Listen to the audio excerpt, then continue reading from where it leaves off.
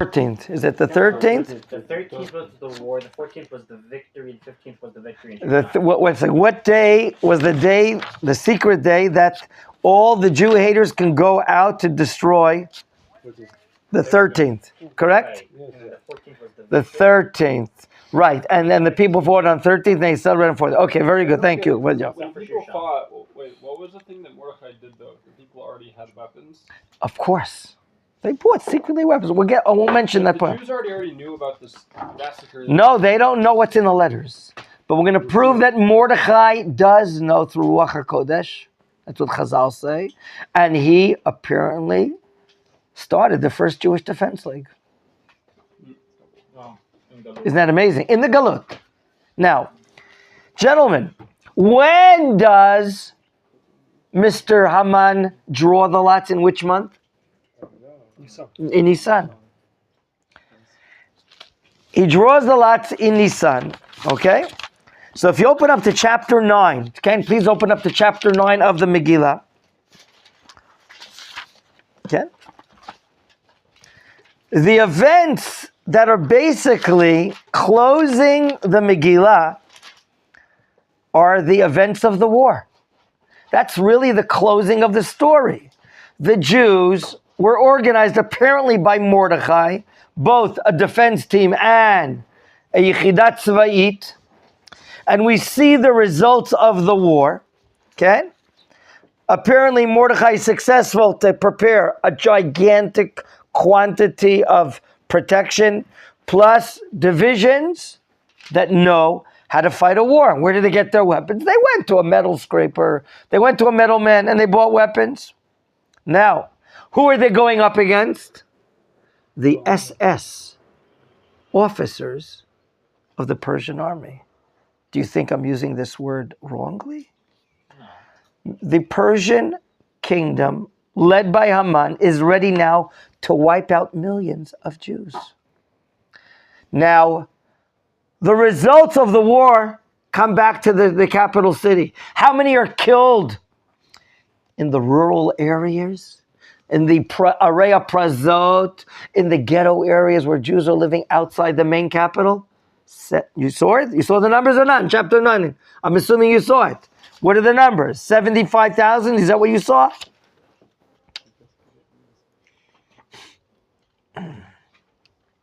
Pasuk Tet Zayin. You know what? Let's read it according to it. We have to read this really well. Pasuk Tet Vav. Vayikalu Ayudim asher b'Shushan. They're getting together to go to war.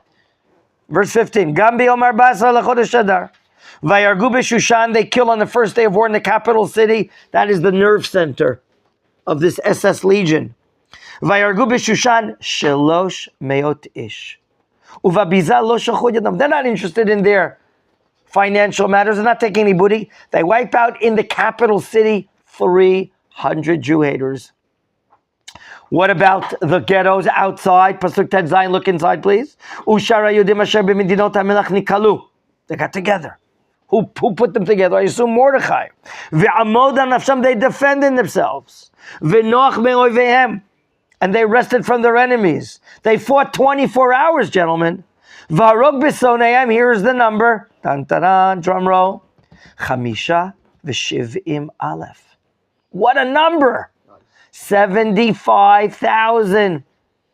Now, what did they do? The Jews in the rural areas, in the ghettos, you know, the little borough parks and all these areas.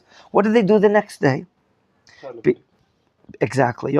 Verse 17, Yud Zayin. Biyom 13 lechodesh Adar. That's when they fought.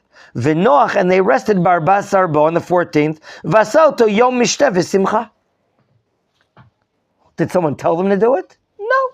So why did they do it? It's natural. You're happy. Your lives were saved. You won the war. It's simple. What's happening, please? Can you please tell me your Fox reporter for the capital city? What's happening? Get to Fox News right now. Verse 18. Vayudim asher b'Shushan. They defended themselves as well.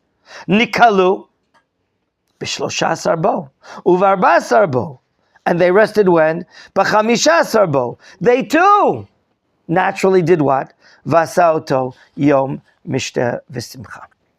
Gentlemen, this pasuk more or less, as Rabbi Elverd would explain in the Shur, ends the Megillah. Ends the Megillah. We're told the results of the war. Now, the rest of the chapter causes us a lot of problems, how to understand it. They start instituting a Chag. Why? They start writing down things. Why? Who's accepting? Everyone? No one? By force?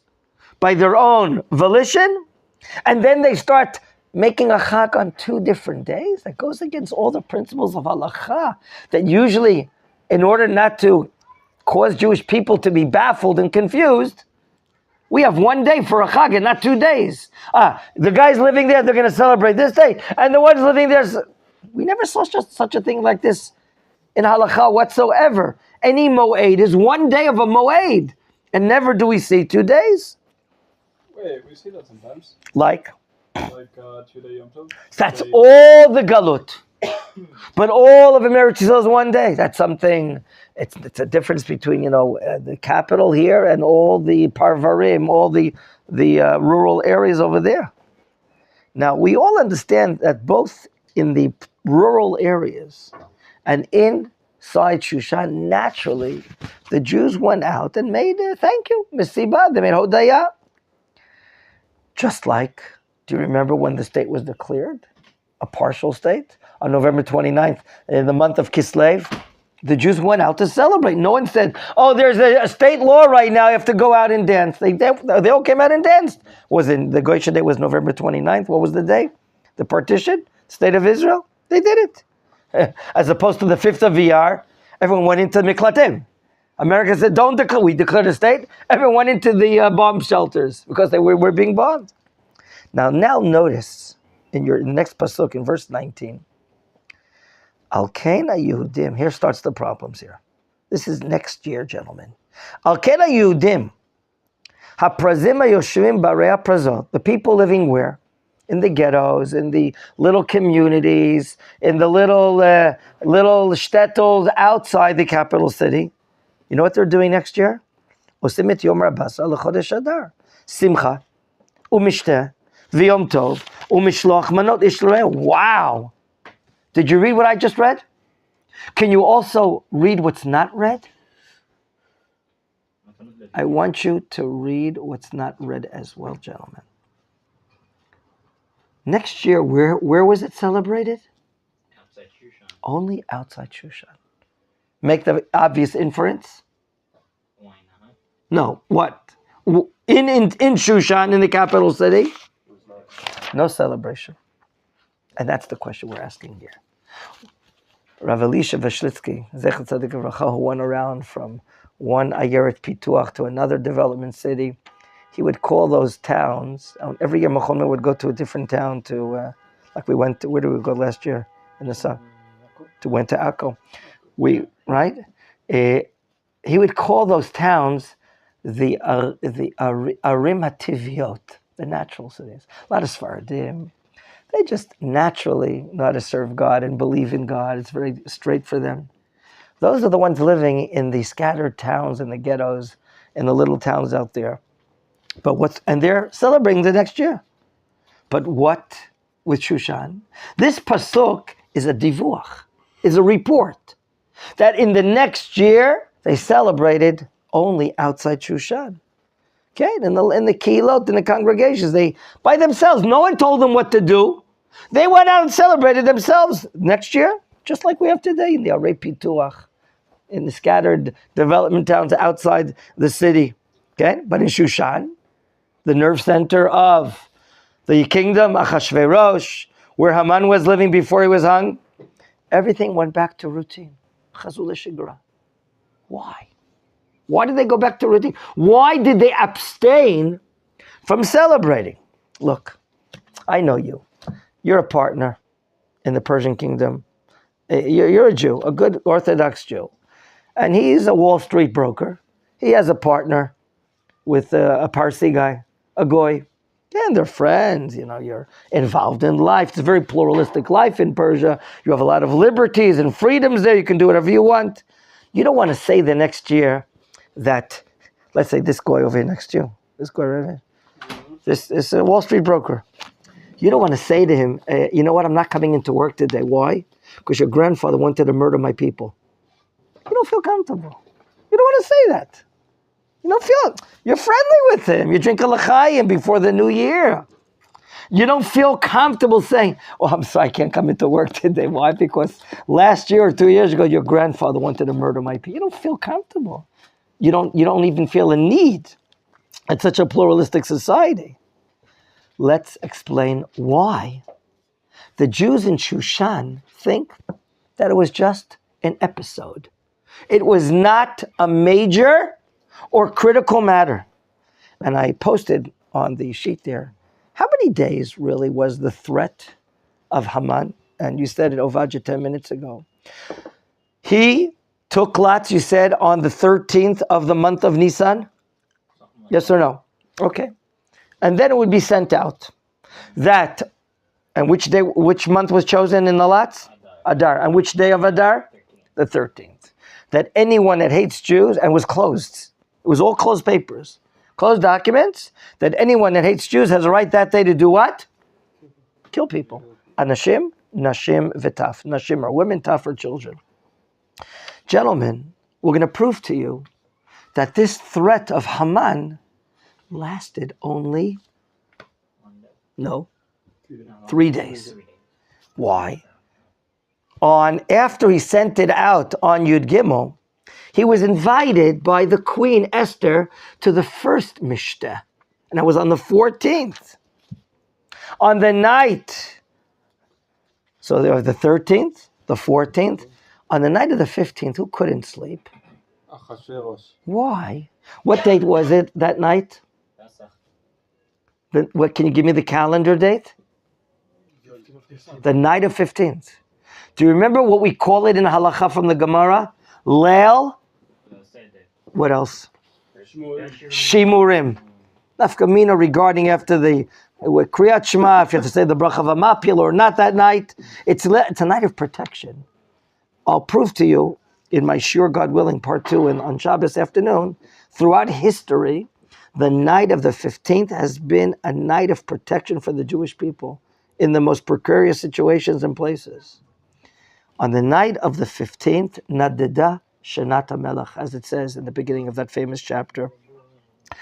That day, that next day, who was heading for the party? Haman, to the second drinking party. And who was told whose life was saved by who? When he took out the book of Chronicles, whose life was saved? Achashverosh's life was saved by Mordechai, indicated to Esther that Bigtan and Teresh are planning to assassinate the king. And then Achashverosh asked, well, what, has Mordechai been prized? Has he been given any reward? And the answer is no. And then everything happens. On the third day, who is hung? Haman is hung. Gentlemen, you're studying political science, University of Iran. You're a good Orthodox Jew. And you're already a PhD man, and you're teaching Jews and non-Jews. You see the guy sitting next to you, Ben? He's a journalist. Do you know what he's writing in his column? In his no, the one to the next one. You know what he's writing in his op-ed? In the Shushan Times? The Shushan Times. It sounds funny. He's writing in the Shushan Times. Wow. There was a Meshiganer. He's a Jewish journalist. There was a Majnun. I don't know what the word is. A Majnun is a Majnun? What does that mean in Arabic? Like a is it? You know that word? A wild guy? No, what's the word? Have you heard of that slang in Arabic? You've heard of it, Ben, have you? Yeah, it's like someone that's like wild. A wacko. Okay, Mr. Menachem Pesach writes for the Shushan Times, and he writes in his op-ed page, don't take heed to this. It was only an episode. He was found after 3 days. He was hung. His sons were hung. Don't make anything out of it. They finished the matter. 1, 2, 3. Now you begin to understand why next year the Jews think in Shushan, there's no need. What happened was an episode. And 10 years later, it was a historical episode. It was really not a threat because they caught him within 3 days. He was done with. All the balagan was finished after 3 days. Now, we can maybe suggest this understanding, Rav Eretz says, sure, why the Jews in Shoshana Bira are not celebrating the next year. Why not? For what? Everything's back to normal. Chozrim l'shigra. We're all back to routine situations. We have business partnerships with the Persians. We go to their parties. They come to. Of course, we'll keep eating kosher food. We'll stay shomer Torah v'mitzvot. Don't think they're going to cause us problems, right? We keep the Torah mitzvot. That's it. Whereas, what does the Torah midaveach tell us in verse 19? Which Jews celebrated the next years? In the ghettos, outside, in the little kihilot, in the little ghettos, the arei pituach, the development town, a lot of Sfaradim there. No one has to tell them to celebrate. They feel they want to say thank you. It's natural for them. They're celebrating the year after. This pasuk, gentlemen, verse 19, is a conclusive statement of this situation here. 1 year after Purim is over, in Shushan, there's no other celebrations. This idea is written in the Malbim. One of the great later Mefarshim, by the way, has an unbelievable commentary. If you get to study now the next coming days, I think we even have the Malbim in English. You take out the Malbim. But after this pasuk, a bomb falls. A bomb falls. What falls? Pasuk 20. Follow the reading. Vayichtov Mordechai et הדברים האלה. וישלח ספרים אל כל היהודים אשר בכל מדינות המלך החשוב הקרובים ורחוקים. Gentlemen, unlike Perush Rashi, because Rashi says he's writing the Megilat. We're not going according to this Perush right now. What did Mordechai write now? What did he write? And why did he write? Answer. He's now documenting the events that happened the year before.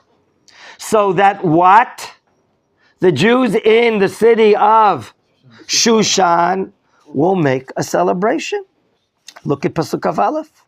Likayim aleihem. It's a weird verb. Liot osim. That they should do et Yom Arbasa l'chodesh Adar et Yom Chamishasar bo b'chol shana v'shana. We have two words that appear often in this chapter. Two verbs. One of them is le. And another is, you probably know it by heart. Which one? Which other one? No. Look inside. It's not on my forehead. Which other verb is litnia? Several times. Likabel. The famous time, and remember, kimu v'kiblu. Remember the famous two words, kimu v'kiblu, according to the Gemara Masechet Shabbat, that we received the Torah again. Kimu v'kiblu, they received the Torah again. I'm quoting now Pshat. What's the difference in the verb likabel as opposed to likayem? Likabel is to accept willingly, whereas likayem, they were forced. There was an enactment. They were coerced. Mordechai was the leader of the Jewish people, took the initiative to write the events that happened last year so that the fellow Jews in Shushan don't consider this a minor event, rather a mega event that history will prove that it can happen anytime. That inside the city of Shushan, they're living next to like a volcanic mountain. What could happen any moment to a volcanic mountain? Explode. And all the people living in the city are in serious danger. Okay? Here, to make the mishteh, he's writing the events. He's writing events that there should be a mishteh. Let's read Kafbet 22. Kayamim. He wants them to do like the days they did the year before. Asher nachu v'hem ha'yudim me'oivehem v'chodesh asher napach la miyagon l'simcha u'me'evel yom tov. That's what happened a year ago. That instead of Evel there was a Yom Tov. Instead of Yagon there was Simcha. Here the Yom Tov does not mean, by the way,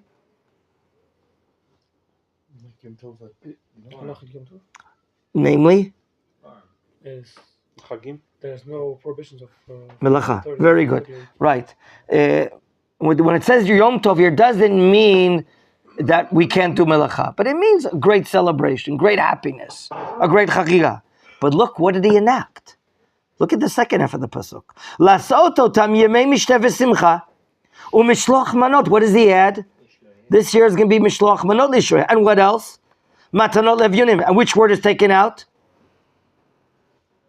Yom Tov doesn't appear. In other words, it's like a socialistic holiday. Let's be benevolent one to another.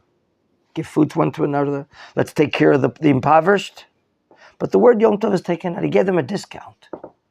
Don't make it so much of a simcha. He enacted Mishteh Simcha, Mishloach Manot, and all this is not because they accepted it whole willingly, but like it says in 21, Likayem Alehem. How?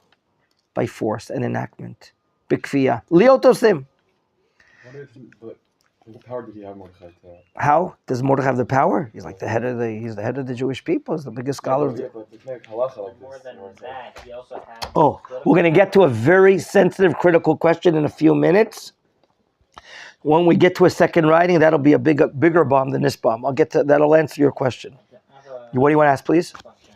I've heard that the reason we don't say Hallel on The Gemara asks a question in Sechet Megilat and provides several answers. Right. Why do we not recite Hallel on Purim? One answer is, sir? One answer is that we didn't go back to Eretz.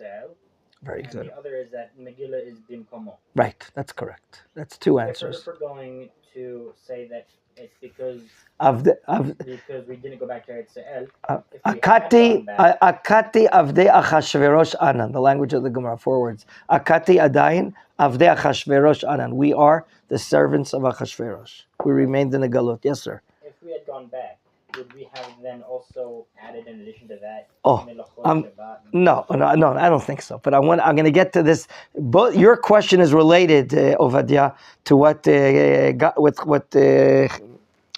Dor is saying, and I'm going to get to this point right now.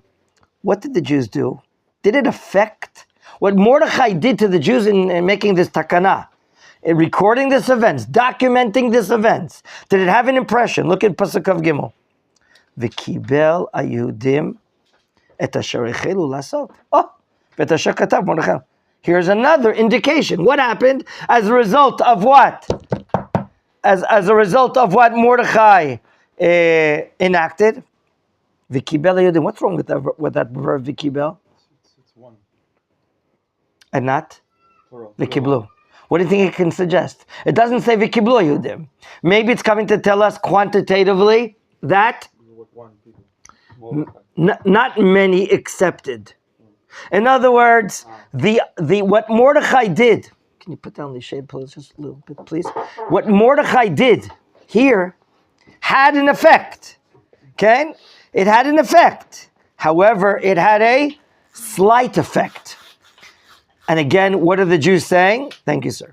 This was an episode. It was just, what do we call it? A single event. It was not something impactful. What? It was an acceptance of the rule. But the truth is, what really happened? Organization was done. The officers of Haman were ready. The weapons were ready. The trains were ready to deport. The houses of fire to kill the Jews. Everything was ready. This is the point that Mordechai wants to tell them. This was not just what? An episode. And as we saw, Mordechai, what did he do?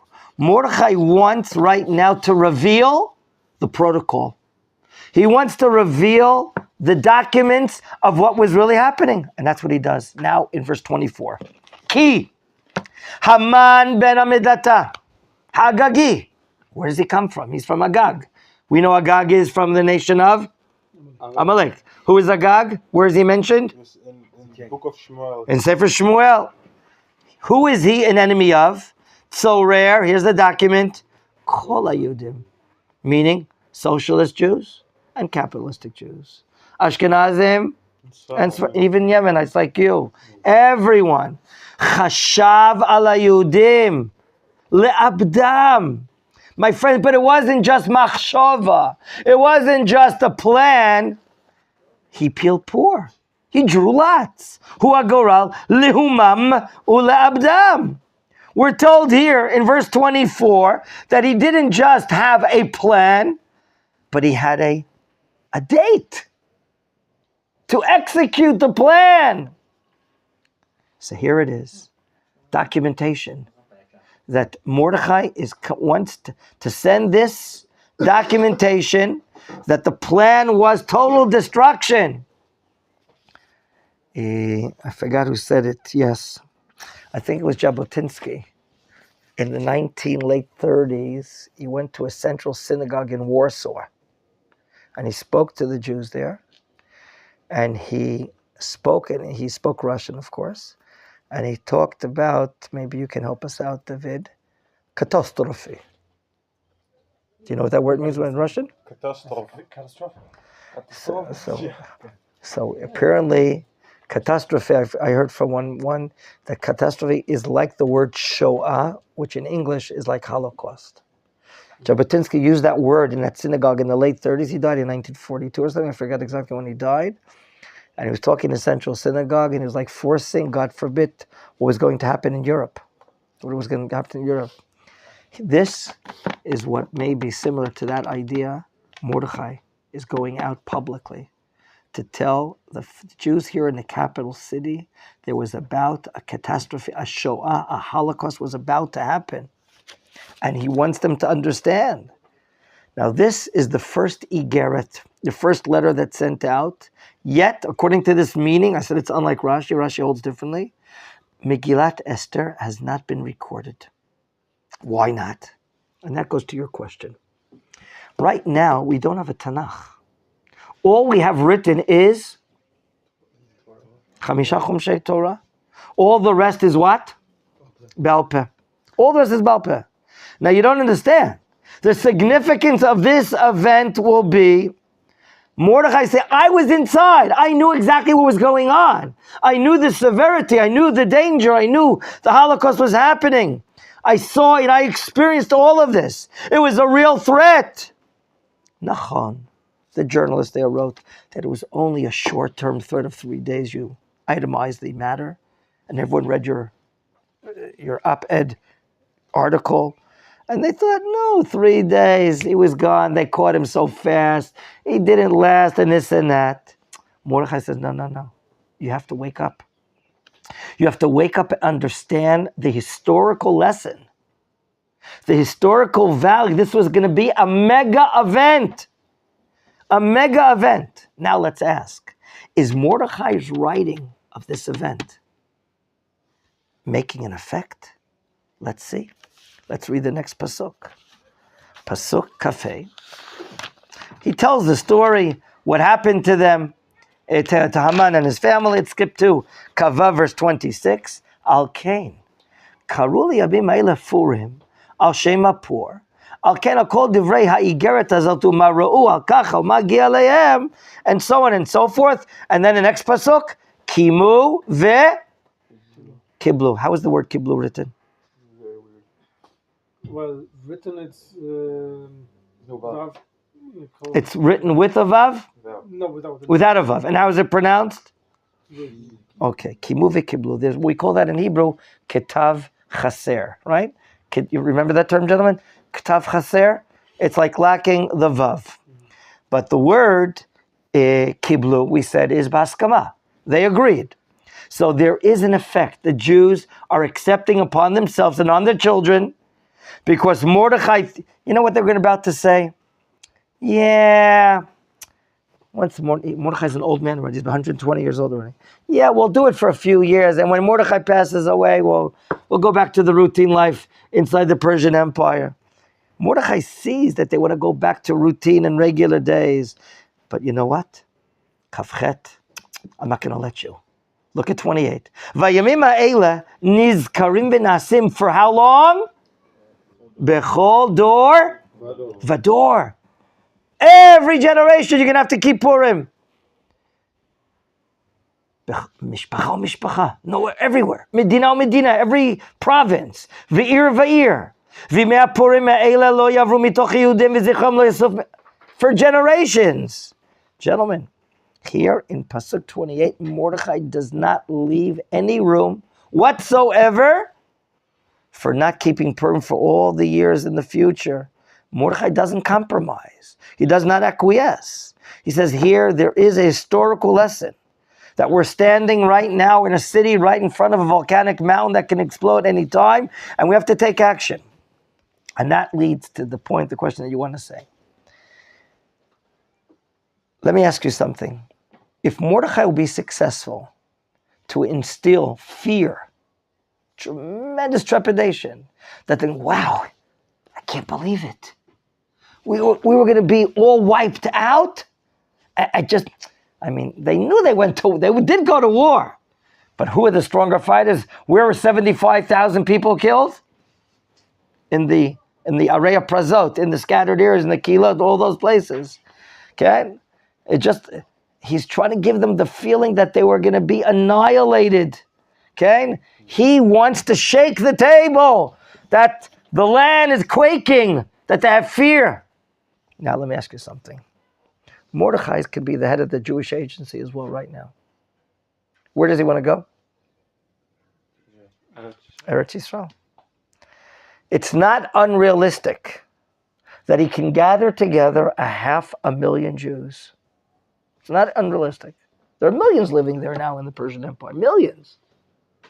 Is it unrealistic with his abilities that 500,000 Jews pack up and go back? The Galut of 70 years, called Galut Bavel, has ended.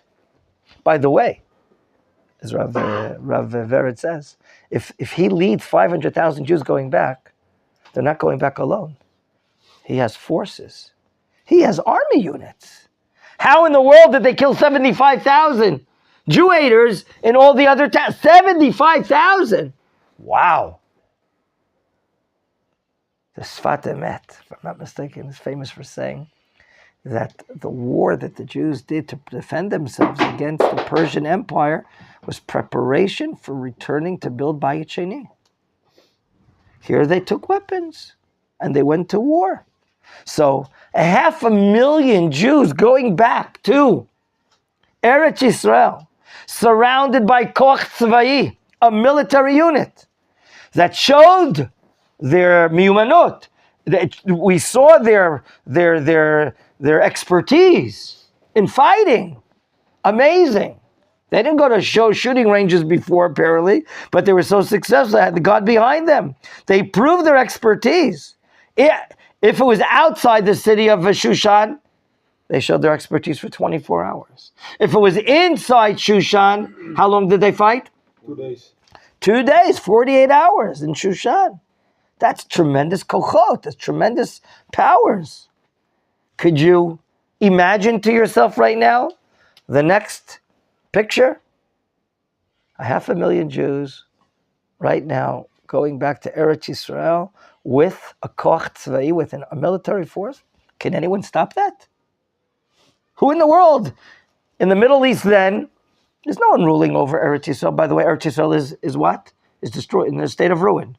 Yeah. Do you remember why? How does the Gemara prove that it's in a state of ruin? When did we make the enactment that every city like Shushan, if it's walled, if we go according to the time of this miracle, what is the state of the land of Israel? One wall, not wall, no wall, desolate. It's desolate. It's a state of ruin. There's no walls, there's nothing. Therefore, what did they enact? The days of Yeshua ben Nun. The days of Yeshua ben Nun. What was the days of Yeshua ben Nun? Second temple. The building. No. Slowly. Yeshua ben Nun. When it was? When right. This is the time of Moshe Rabbeinu. No, in other words, the enactment was made.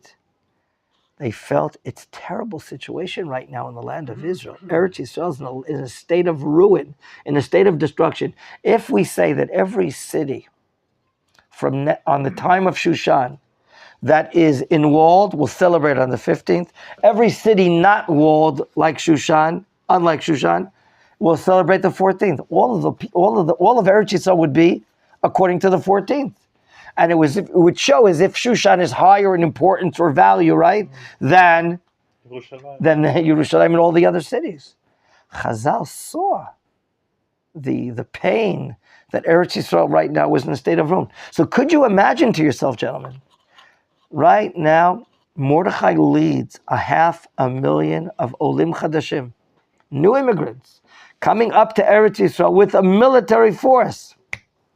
No one can stop them. The path is paved for them.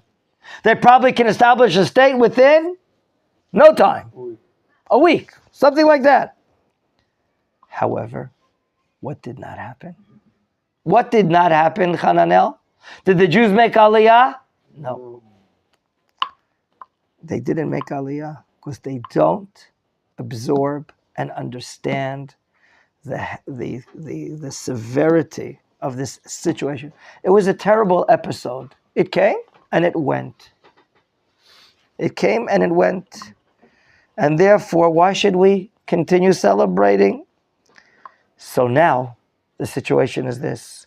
Mordechai has tried sending out documents, telling the story, making enactment, but that's it. Now, Mordechai does not have any choice. But now, the Megillah has to be written. And who writes it? According to this understanding, in Pasuk Kaftet 29, something bombastic happens. Vatichtov, you see it? Kaftet? Vatichtov Esther HaMalka, Vat Avichail, Mordechai Yehudi, et kol tokef, likayem et igeret hapurim hazot hashenit. And then it's sent out. Something very bombastic happens.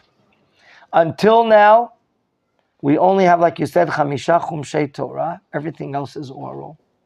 And now, there's a decision made, led by both Esther and Mordechai, to write this Megillah. And this will now be applied. This will now be, we'll have now Chamisha Chumshei Torah together with Megillat Esther. Wow, that puts up Megillat Esther. And the Gemara says, "V'Megillat tzricha sirtut." Do you know what sirtut is? They take a sharp instrument and they draw lines into the parchment, like a Sefer Torah, like Tefillin and Mezuzah. Sirtut, straight lines inside the parchment. I know you're a good writer. I know you're a good Sofer Stam. I know you're going to write straight. But there are certain things that require sirtut, lines inside the parchment. And the Gemara says, "Hamegillah tzricha sirtut ke'amita shel Torah," like the truth of Torah. It's as if the Talmud is saying that what? That the Megillah is like a standard of a Sefer Torah and Tefillin and Mezuzot. It's an amazing thing. So here, for the first time in Jewish history, an addition, an addendum is brought to be added to 5 Sifrei Torah, Megillat Esther. This writing in verse 29, according to this understanding, is amazing, an amazing event. We're writing something that's never been written in the world until now. We're adding on to Chamisha. It's not the Torah, right? So I don't want to be misunderstood. We're not adding to the Torah. Torah, we're not allowed to detract, we're not allowed to add. But this is the first book that's being published that will now have Chamisha, Chumshei Torah, and this will be. So here, Vatichtov Esther is the Megillah. And pay attention. In Megillat Esther, if you learn Shulchan Aruch based on the Gemara, how many laws you have? Oy vavoy for reading. You didn't go to the Beit Knesset last week. I know you missed it.